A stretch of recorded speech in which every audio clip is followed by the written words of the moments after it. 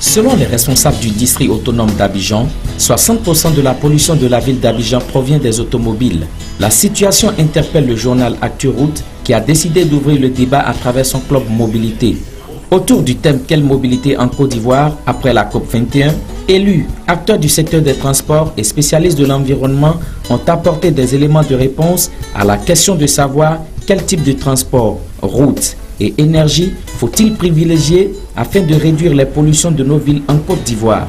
Au sorti de la COP, on se rend compte que une bonne disposition des infrastructures routières contribue nécessairement à réduire les gaz à effet de serre. Le deuxième facteur sur lequel il nous faut agir, c'est les véhicules. Au niveau des véhicules qui sont parfois dans un état, je dirais, de vieillissement très avancé, là le gouvernement est en train de discuter avec les fêtières du monde des transports pour que très rapidement on arrive progressivement à changer le parc automobile, de le rendre moins vieillissant.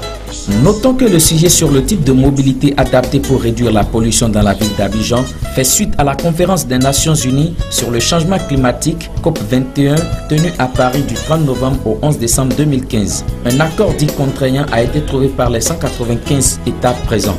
Ils ont ratifié cet accord historique qui doit permettre de maintenir la température de la Terre à moins de 2 degrés Celsius.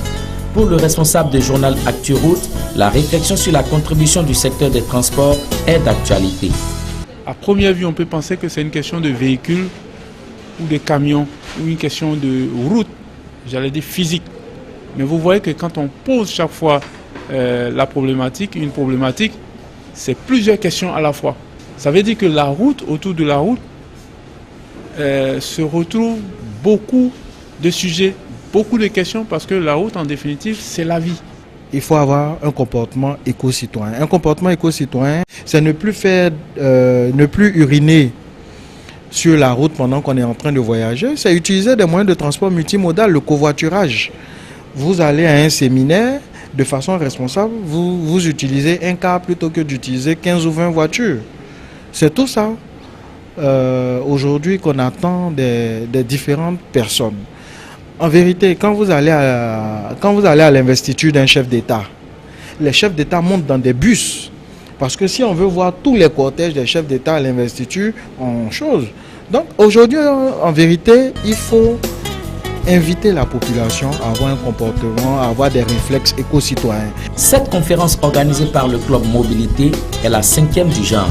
Le Club Mobilité ActuRoute est une initiative originale du journal ActuRoute pour échanger et débattre des expériences en matière de mobilité quotidienne ou de déplacement. C'est un réseau qui regroupe différents acteurs de la vie professionnelle, spécialistes ou non des questions sur la mobilité. Le Club Mobilité ActuRoute a pour vocation de faciliter les contacts entre les membres, de débattre des difficultés qui freinent la mobilité et de capitaliser les bonnes pratiques et les solutions préconisées.